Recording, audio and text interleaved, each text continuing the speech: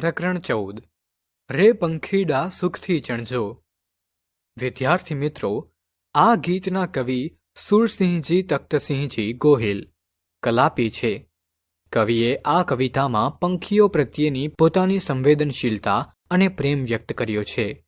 આ ગીતમાં કવિ પંખીઓને નિરાંતે ચણવા માટે કહે છે.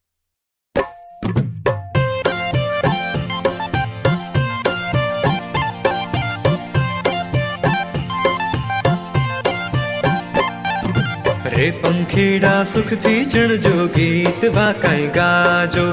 રે પંખીડા સુખથી ચણજો, ગીત વાકાઈ ગાજો. શાને આવા મુજથી ડરીને ખેલ છોડી ઉડો છો? શાને આવા મુજથી ડરીને ખેલ છોડી ઉડો છો? પાસે જે વિચરતી હતી આ ગાય તેવો જ હું છું. પાસે જે વિચરતી હતી આ ગાય તેવો જ હું છું. નાના કોદી તમ શરીરને કાંઈ હાનિ કરું છું. નાના કોદી તમ શરીરને કાંઈ હાનિ કરું છું.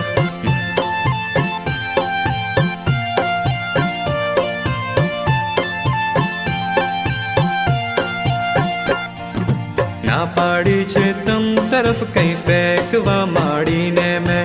ના પાડી છે તમ તરફ કઈ ફેંકવા માંડીને મેં. ખુલ્લું મારું ઉપવન સદા પંખીડા સર્વને છે. ખુલ્લું મારું ઉપવન સદા પંખીડા સર્વને છે. રે રે તો એ કુદરતી મળી ટેવ બિહવાજનોથી. રે રે તો એ કુદરતી મળી ટેવ બિહવાજનોથી. છો બીતા તો મુજથી પણ સૌક્ષેમ તે મજમાની. છો બીતા તો મુજથી પણ સૌક્ષેમ તે મજમાની.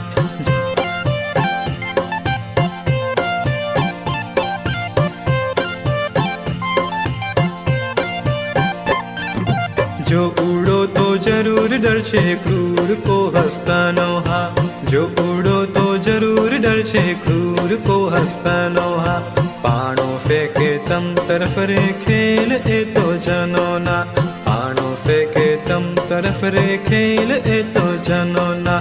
દુઃખી છું કે કુદરતના સામ્યનું એ કઈ ત્યાગી. દુઃખી છું કે કુદરતના સામ્યનું એ કઈ ત્યાગી. રે રે સત્તા તમ પર જનો ભોગવે ક્રૂર આવી. રે રે સત્તા તમ પર જનો ભોગવે ક્રૂર આવી. સારાંશ.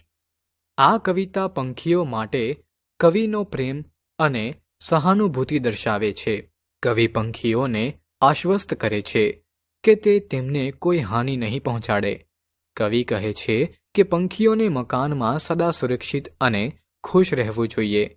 કવિને સમજાય છે કે પંખીઓ માનવીના ખતરાને કારણે ભયભીત થઈ ઉડી જાય છે, પરંતુ કવિ તેમને ખાતરી આપે છે કે તેઓ તેમને કદી પણ નુકસાન કરશે નહીં. કવિનો બગીચો પંખીઓને માટે હંમેશા ખુલ્લો અને સુરક્ષિત છે.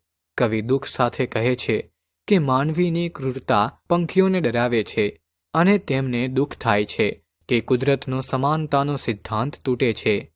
માનવી પથ્થર ફેંકીને પંખીઓને હાનિ પહોંચાડે છે અને આ કુદરતી સિદ્ધાંતોનો ભંગ છે. કવિનું હૃદય પંખીઓ માટે દયાળુ અને સહાનુભૂતિપૂર્વક ભરેલું છે. તેઓ માનવીના હસ્તક્ષેપના કારણે કુદરતના સમાનતાના તૂટવા પર દુઃખી છે. આ કવિતા કુદરતી સંબંધો અને પંખીઓ પ્રત્યેની સંવેદના દર્શાવે છે. કવિની આ કવિતા પંખીઓ પ્રત્યેના તેમના પ્રેમ અને સંવેદનશીલતાનું પ્રતીક છે અને માનવીની હિંસક પ્રવૃત્તિઓ વિશે વ્યથા વ્યક્ત કરે છે.